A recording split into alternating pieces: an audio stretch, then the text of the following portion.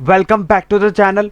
दोस्तों, बजट 2024 में हमारे फाइनेंस मिनिस्टर ने बहुत बड़े बड़े बदलाव भी किए हैं, लेकिन एक छोटा सा बदलाव भी किया है जो कि एक सैलरी पर्सन के लिए बहुत ही ज़रूरी है। तो दोस्तों, मैं हूं कशिश from tax and accounts burner, जहां हम बात करते हैं अकाउंट्स, फाइनेंस एंड टैक्सेशन की। तो दोस्तों, वीडियो को कंटिन्यू करते हैं। दोस्तों, बहुत बड़े बड़े बदलाव के बीच हमारे फाइनेंस मिनिस्टर ने एक छोटा सा बदलाव भी किया है सैलरी पर्सन्स के लिए, जो कि एक टैक्स पेयर यानी कि एक सैलरी पर्सन के लिए बहुत ही इंपॉर्टेंट रहने वाला है और उनकी टैक्स लाइबिलिटी पे ये इम्पैक्ट करने वाला है। अब दोस्तों, ये कैसे इम्पैक्ट करेगा वो तो हम लोग वीडियो में पूरा देखेंगे। अब दोस्तों, वीडियो को पूरा देखिएगा और स्किप मत करिएगा, जिससे कि आपको भी आपकी टैक्स लाइबिलिटी कैसे एडजस्ट होगी टीसीएस की, वो आप सीख पाएंगे। अब दोस्तों, पहले हम लोग पढ़ लेते हैं सेक्शन 192 ऑफ द एक्ट, यानी कि इनकम टैक्स एक्ट का सेक्शन 192 क्या बोलता है कि टीडीएस हम लोग डिडक्ट करेंगे उस इनकम पे अगर एक असेसी, एक सैलरी एम्प्लॉय भी होगा या एक उसकी कोई भी अदर सोर्सेज से भी इनकम होगी, लाइक हाउस प्रॉपर्टी या income from saving bank account.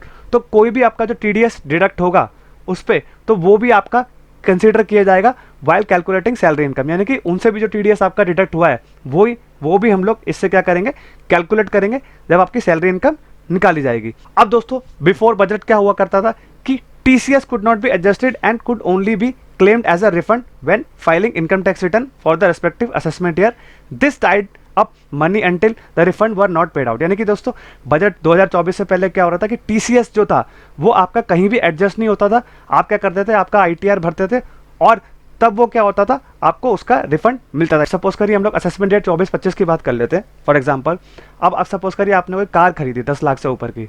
अब सपोज करिए आपने वो कार अप्रैल में खरीदी थी। अब अप्रैल में आपने कार खरीदी, जो आपका टीसीएस कटा 10 लाख के ऊपर, सपोज करिए 1% कटता है, तो उसमें क्या हुआ, आपका अप्रैल में कट गया, लेकिन आपको जो आईटीआर भरना है, अब वो आपको आईटीआर जो भरना है वो जून या जुलाई से पहले पहले भरना है। यानी कि आपका जो पैसा कटा था वो आपका ब्लॉक हो गया 1 साल के लिए, और उसका जो रिफंड मिलता था वो भी आपको बाद में मिलता था, जिससे क्या होता था कि पैसा जो था वो आपका ब्लॉक रहता था जब तक आपका रिफंड नहीं मिल जाता। तो ये एक ड्रॉबैक था जो कि बजट 2024 से पहले का टीसीएस से जुड़ा था। अब हम बात करते हैं कि आफ्टर बजट क्या हुआ। अब ये जो दोस्तों आपका इफेक्ट आने वाला है वो 1/10/2024 से आपका जो टीडीएस कटा करेगा उसको इम्पैक्ट करेगा। अब दोस्तों, सपोज करिए एक सैलरी एम्प्लॉय है, उसका पैकेज जो है वो 20 लाख से ऊपर निकल गया, 30 लाख से ऊपर निकल गया, तो वो क्या करता है 30% के ब्रैकेट में आ गया। सपोज करिए उसका टीडीएस भी कटेगा, और सपोज करिए वो एक कार लेता है, कार पे क्या होता है 10 लाख से ऊपर की होता है, उस पर 1% का टीसीएस कटता है, तो टीसीएस भी कट गया उसका और आपका टीडीएस भी कट गया। तो इसी को सरकार ने क्या करा, बहुत सिंप्लीफाई कर दिया।